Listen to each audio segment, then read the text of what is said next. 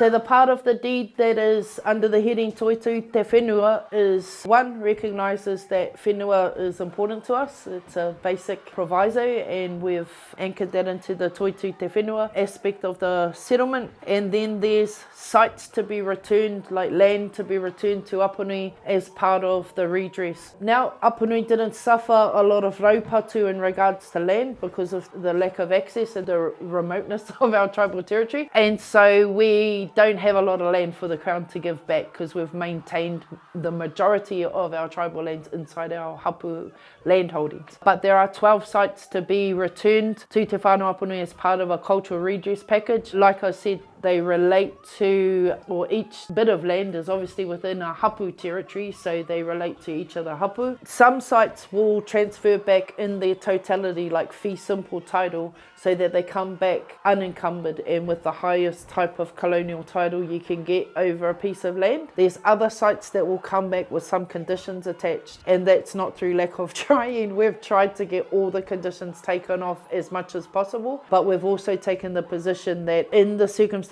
we haven't been able to get all the conditions taken off, it's better to get the ownership of the land returned to the Hapū, and we'll work on the conditions over a longer period of time. I should mention that the way that sites are being returned often reflects the way that they were confiscated or taken or acquired in the first place, which piece of legislation, whether it be under the Preservation of Scenery Act, whether it be under the Conservation Act, those sorts of things. So sometimes that's created different hurdles for how they're returned, so they're coming back in a little bit different way each time.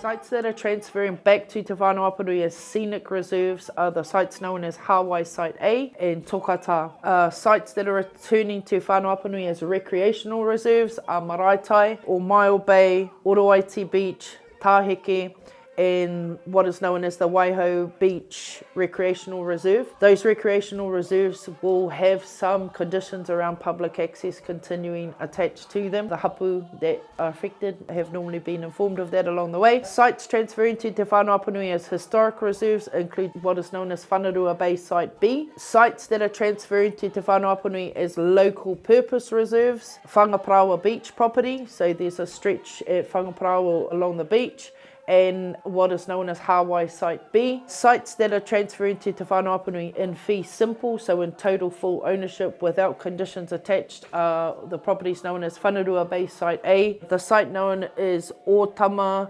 Tohirua, and Tamatari, which is the Waiho Bay boat ramp land. So the settlement will provide for those properties to be transferred to the Whānau Apanui Post-Settlement Governance Entity, what is known as the PSGE. So Post-Settlement Governance Entity will be the administering body for 8 of those reserves, and they'll establish a sort of joint management group that will administer those with the Aportigi District Council. And again, that's some of the residue and the historical hangover from how those reserves were originally acquired and how we're trying to get them back and repatriate them back to the iwi. This might not be the final stop for them inside this deed of settlement. It's the big part about the returning of the ownership, and the administration will sort of negotiate as we go along. So the Aportigi District Council will be involved in some of that ongoing administration, particularly for the Whanarua Site B Historical Reserve, the site at Tamatari, for example, the Waiho Bay boat ramp. It will be returned in fee simple back to Te Whānau Pararaki. It will have an ongoing allowance in accordance with tikanga for public access, for obvious reasons because of the boat ramp. But also written into that redress is the ability of that Hapū to block or stop access in accordance with tikanga when they need to.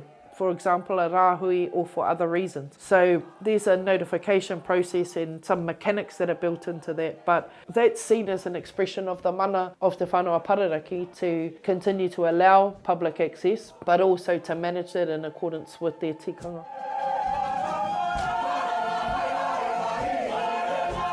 There are also within the deed of settlement what we refer to as commercial redress properties. So this is where some existing Crown properties or land is being returned to the iwi, or we are using the treaty settlement process to purchase land for the ability to have it returned to the iwi. So primarily inside that category, there's 2 existing Crown properties. That's the RSA and section of land at Cemetery Road in Waiho Bay that will transfer to the iwi. There's the right of purchase of another nominated property within a 2-year sort of selection period where the iwi can elect if we want to purchase that bit of land back. And then there's also the right of refusal over 13 Crown properties within our iwi exclusive area. So this is not unusual in treaty settlements where the Crown can't immediately hand land back, but you can kind of put dibs on it so that when it does look to dispose of it, the iwi is able to be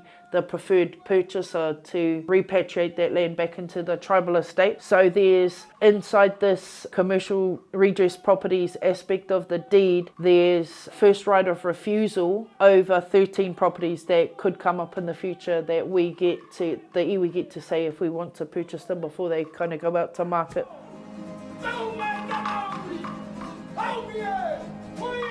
There's reference inside the deed of settlement to whakaari, to White Island, what they call White Island, what we call whakaari. The deed of settlement provides for the Department of Internal Affairs, which are the Crown agency that administer bits of whakaari, that they have to consult with and have regard for the views of Ngā Hapū o Te Whānau Apanui if they conduct a review of the local government sort of administration of whakaari. So again, participation in some of the decision making and the ability to influence that, where previously we haven't necessarily had formal recognition or a formal role. Also in regards to whakaari, people will know that's an active, outstanding claim of Apanui's in regards to our Toitū Te Whenua, and that's likely to come up through court process to do with the Marine and Coastal Area Act. In fact, it's already been the subject of some court proceedings that Te Whakatohea put before the court for Marine and Coastal Area and customary marine title. Te Whānau Apanui were acknowledged by that court as having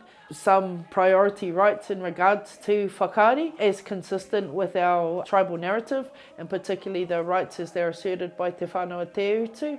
So that whakaari and the surrounding moana is likely to continue to come up before the courts via the Marine and Coastal Area Act, and Te Whānau Apanui will have, one, we will participate where other iwi assert claims over whakaari, or certainly if they assert claims over any of our marine territory, but also it's set down for 2025 that Te Whānau Apanui would put its entire application in regards to whakaari and other aspects of our taku taimona in front of the court. So that's still live. There's also specific redress proposed in regards to Whituare Bay at Maraenui. So the settlement looks to establish a Māori reservation at Whituare, in what they call Whituare Bay / Maraenui Hill, to enable the land to be held in a manner that reflects the ancestral significance and cultural values attributed by the hapū there. So Whituare's got its own, would have its own distinct specialness in regards to its legal status after this deed of settlement.